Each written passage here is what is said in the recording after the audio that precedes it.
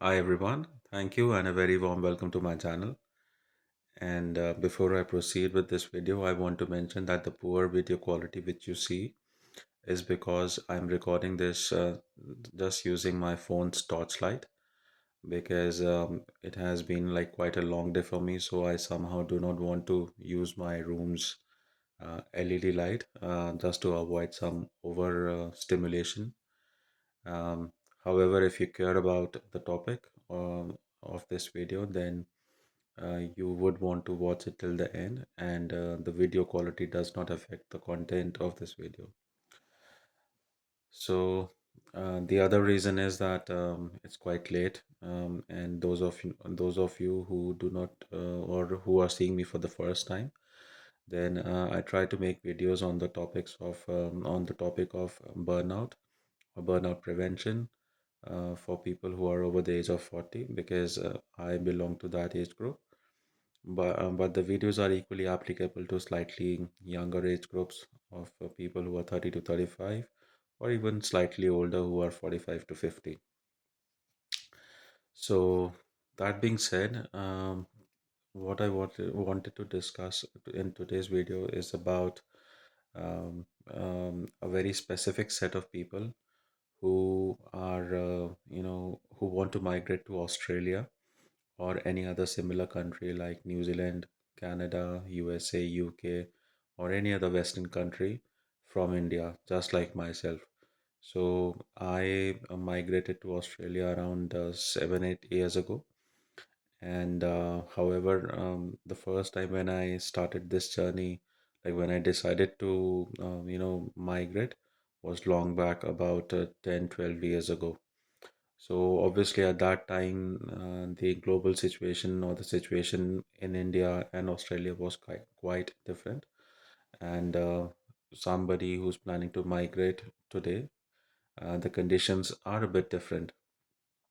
But what I'm going to discuss is the quality which a person must have in order to make the migration successful.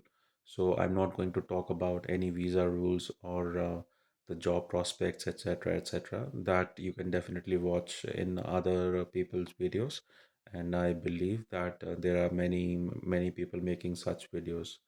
So best of luck for that.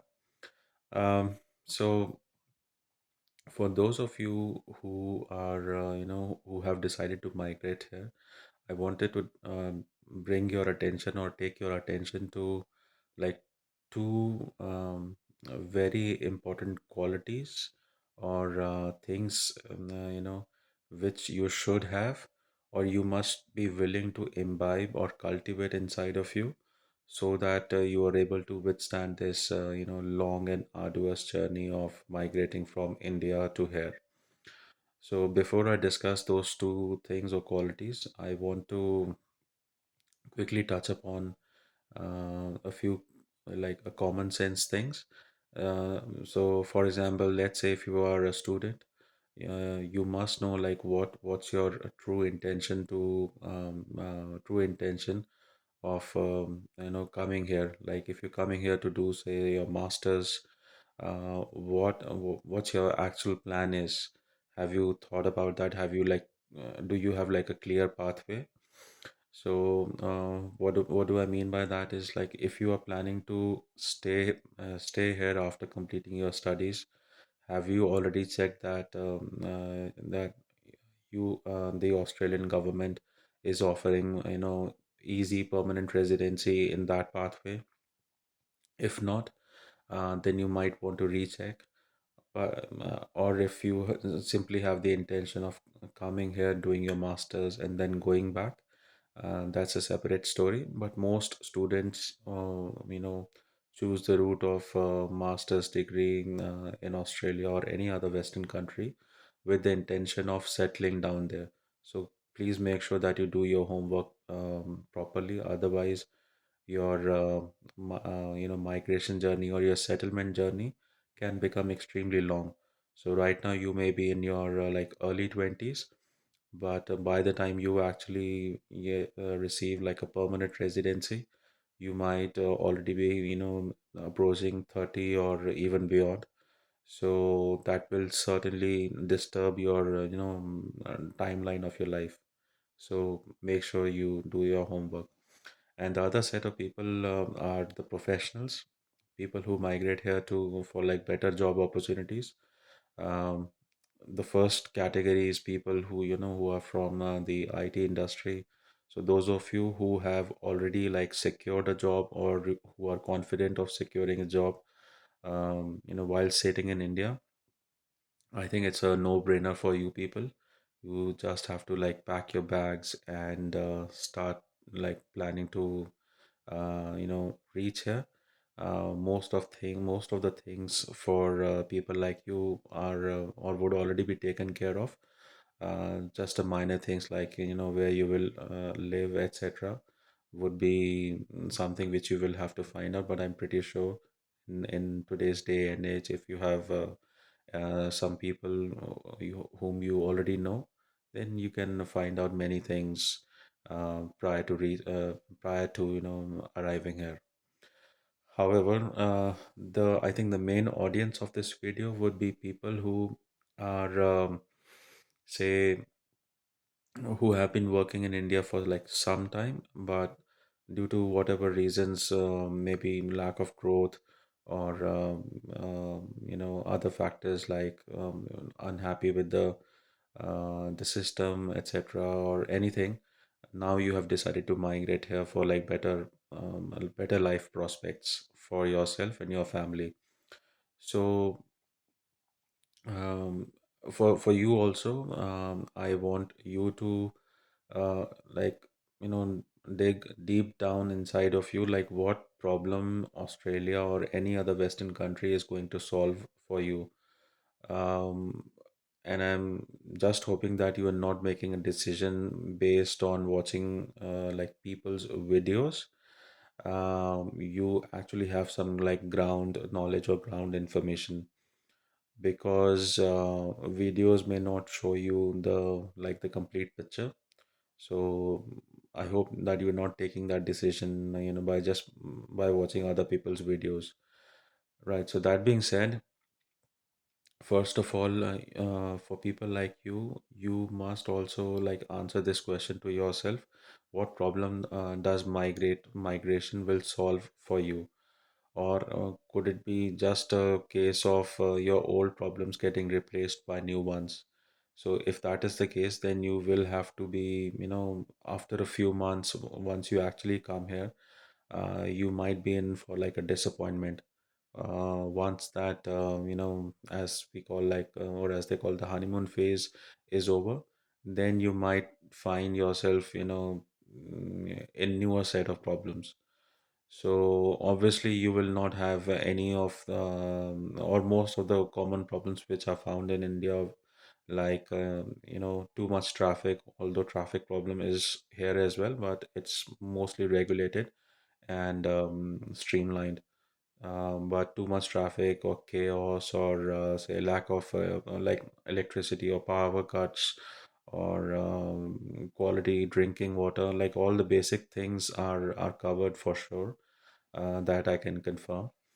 But I'm talking about, is migration going to solve the problems which you have in India? So to put it in another way, if right now in your life you do not have like too much of a problem with the system or the infrastructure, and you are just wanting to come here because one of your friends has migrated here a few years ago, and now they are making like a lot of money, then that may not be like a very good reason. Although it's a good reason to migrate, but it may not be like a very good reason, because your friends decision may have been based on a few other factors which he may not have told you. So your decision should only be based on your life circumstances, your likes and dislikes, your family circumstances, like who else is behind, like what about your parents, etc. So all those questions. So just do not follow your friends or any colleague from your previous office or current office who has migrated here successfully. So always keep your circumstances in the context while making this decision. So now let's assume that you are very certain and you're very clear that you have answered this question to yourself. Like, what's the actual reason or what benefits Australia or the similar countries is going to offer you? Now let's come to the part where most of the people do not discuss very I would say very commonly on social media. So the two qualities which you must have is one is the ability to DIY, which is do it yourself.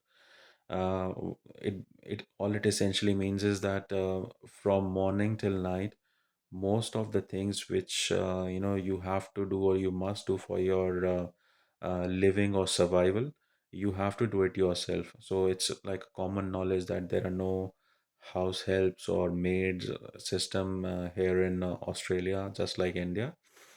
Sorry, like India. So that can very easily have a toll on you, especially when you come here. And if you're not coming here, say with the family, it might be slightly easier for you. But if you're coming with the family, say if you have two children and a wife, so and you do not know anybody here, or you have say some acquaintances but not very close people, so definitely there will be a lot of challenges initially. So if you do not have the ability to do things by yourself like DIY, then it's going to be extremely hard for you. um, because in India we anyway live like a sort of privileged life, even if you are say living away from your hometown. For example, if you are from say North India and you're working in say Bangalore or Hyderabad or any other IT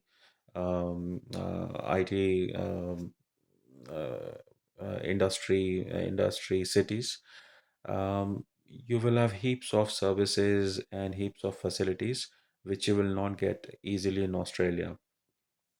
So that means from morning till night, everything you have to do on your own.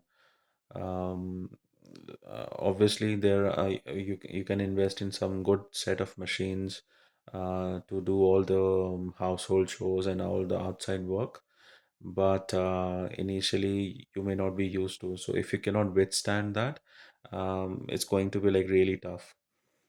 So that being said, let's move on to the second thing, and that second thing is to you know ability to handle a compromise, or how well you can handle a compromise. So why do I mention that? Because when you migrate here, or say any other country, USA, UK, Canada, etc., there will be some level of compromise involved in your migration journey. So what do I mean by a compromise? It's quite like closely related to the first point. So the only distinction is like when I say a compromise, I mean you will have to say compromise on the say the supermarket, or not the supermarket but the shops getting closed quite early. Like in India, we are used to see markets open till 8, 9, sometimes 10 p.m. as well. But sadly, in these countries, because I think of the labor laws or other factors, most of the shops get closed by say 5 or 5:30 p.m. That's it. However, you will definitely find shops or like the big supermarkets for grocery shopping open till 10 like 10 p.m. or sometimes 12 a.m. also. But I'm talking about like other shops, or let's say if you want to buy clothes or shoes or etc. So those shops may not be open, although in some areas or in some places they might be open, but that you will only find out once you start living, and it takes time. You will not be able to find those things like immediately after coming here. So it will take at least a few weeks of time to get to know the place. The other sort of a compromise, like an example which I can give you, is the compromise with the food. So in India, you definitely have an option to easily buy food from, say, the street vendors, or nearby restaurants, etc., etc. Over here also, you can find food in restaurants, but A, it's going to be very expensive, and I think the quality may not be as good as you find in in India. So I'm not trying to say that the restaurants here are bad, but I'm only trying to say is they are not as convenient as you have them in India. So you may have to initially compromise on the food. So that means again, cooking all the time in home, which again adds up to the workload. So, or you have to like switch your taste buds and try different cuisines, or may have to rely on frozen food. So again, that could be a compromise. At least for me it was like, if I had to consume a lot of frozen food, so it was like a compromise for me, because in India I never had to do that when I was living at home, and even when I was working away from my home city. So that is another thing. And compromise could be anything else also. You would not even you cannot even imagine while sitting in India. Just to, before finishing this video, I want to give like one more example. So initially, if you are, say, you are totally dependent on public transport, so it is quite possible that the public transport may not run on time. So for example, if you initially decide to stay far away from your place of work, when the offices are mostly in the CBD, like the Central Business District, as they are called here in Australia and other countries.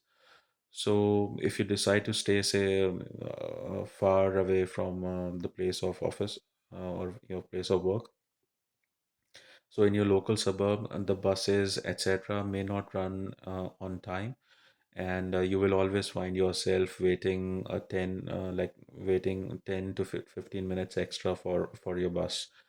So normally, just by the sounds of it, you do not feel like it's like a big problem. But imagine if you are standing in extreme cold, or on a very hot day, then it certainly can become challenging. And if you have little children and you rely on public transport, it becomes all the more difficult. So you can do some your your homework or research, um, before taking this decision. So if you find that you are not that kind of a person who is easily able to do things on your own, and not handle compromise very easily, then you might want to rethink. But if you can, withstand these initial struggles, then I think your migration journey will eventually be fruitful. And I think after a few years, you might be giving advices to other people about what to do, what not to do, etc., etc. So yeah, with that message, I want to end this video. If you have found this video or the information in this to be useful, please leave like a like, or share it with people who might find it useful, or subscribe to the channel. And now I will just end it. Thanks. Bye bye.